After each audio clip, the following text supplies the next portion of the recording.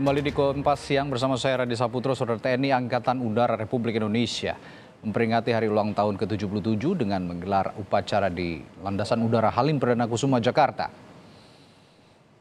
Selain Kepala Staf dan Perwira Tinggi TNI Angkatan Udara, hadir dalam upacara Minggu pagi Panglima TNI Laksamana Yudo Margono, Menteri Pertahanan Prabowo Subianto, serta Menteri Agraria dan Tata Ruang yang juga mantan Panglima TNI Hadi Cahyanto.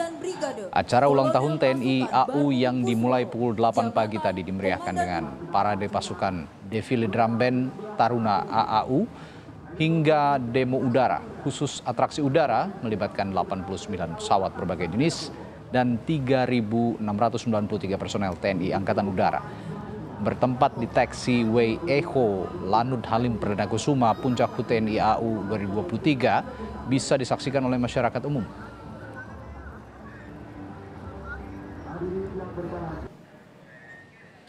Bagaimana cerita kemeriahan ulang tahun TNI AU ke-77? Ada rekan saya Jonah Hamunangan di Lanut Halim Perdana Kusuma, Jakarta.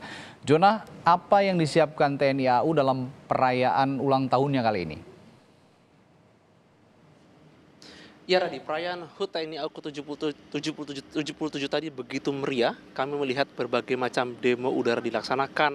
Mulai dari tadi ada serangan udara langsung, tadi ada close air support, dan juga beberapa atraksi. Yang pasti 89 pesawat dilibatkan, mulai dari pesawat tempur, pesawat angkut, dan helikopter. Jadi untuk demo udara tadi dilaksanakan selama 1 jam dan dilaksanakan berbagai macam skenario perang udara. Jadi memang ini sebagai bentuk pertanggungjawaban TNI AU kepada masyarakat, sehingga masyarakat bisa melihat secara dekat bagaimana pelaksanaan operasi perang udara. Nah, kalau kita lihat tadi yang berbagai macam demo udara dan juga defile pasukan, yang paling utama adalah bagaimana TNI Angkatan Udara bisa menghibur masyarakat luas. Kita bisa melihat antusiasme masyarakat begitu tinggi dan mereka sendiri sebenarnya sudah datang pada pukul 6 pagi. Jadi tadi ketika diizinkan untuk masuk dan melihat berbagai macam demo udara, mereka begitu antusias. Bahkan tadi ketika diminta petugas untuk mundur dikarenakan ada berbagai macam bunyi ledakan, mereka tak tampak tidak bergeming, sehingga memang antusiasmenya begitu tinggi untuk bisa melihat langsung. Nah, untuk demonya sendiri ini tidak hanya seperti demo udara, seperti tadi ada atraksi tadi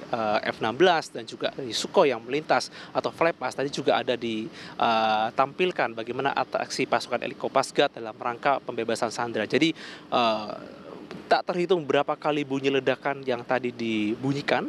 Jadi memang ini dikesankan seperti pertempuran udara, juga bagaimana pertempuran darat dengan dominasi udara. Jadi seperti inilah konsep peperangan udara yang terjadi ketika nanti atau mungkin ada pelaksanaan perang. Nah, terkait dengan operasi yang dilakukan, ini sebenarnya juga menjadi bukti bagaimana modernisasi yang dilakukan TNI Angkatan Udara. Jadi setelah 3 tahun tidak dilaksanakan demo udara, apalagi kita juga memasuki masa COVID, maka di HUT TNI ke-77 ini yang tepat 9 Maret 2023 akhirnya ditampilkan kepada masyarakat luas bagaimana konsep operasi perang udara, dan yang penting adalah bagaimana perang ini dilaksanakan dengan baik dan juga berbagai macam alutsista yang ditampilkan mendekati peak performance atau dalam tahapan terbaik. Apalagi kalau kita lihat beberapa waktu ke depan akan ada penambahan alutsista baru seperti pesawat tempur Rafale dan juga jenis lainnya. Jadi diharapkan ini sebagai salah satu contoh atau bentuk peningkatan bagaimana strategi perang udara ke depan. Yang pasti dalam HUT TNI AU 77 ini, dari 89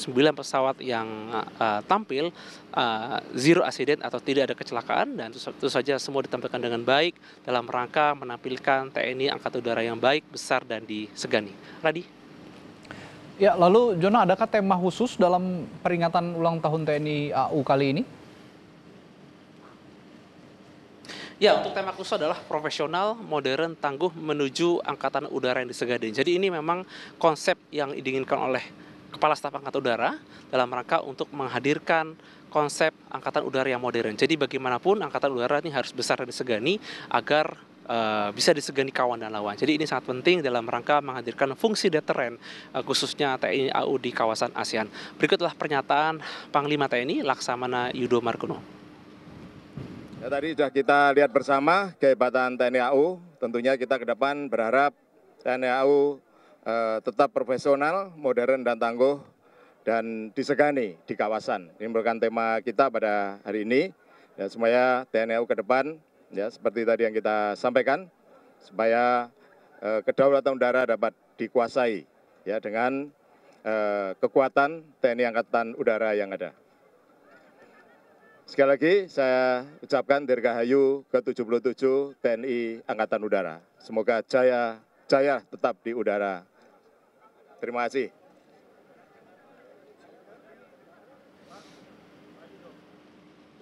Ya, Radi, untuk pelaksanaan HUT TNI AU ke-77 ini berlangsung dengan baik dan lancar, tanpa ada kendala dan hambatan, dan diharapkan ini menjadi sebuah simbol atau bentuk bagaimana profesionalisme TNI Angkatan Udara, khususnya dalam rangka mempertahankan bangsa dan negara.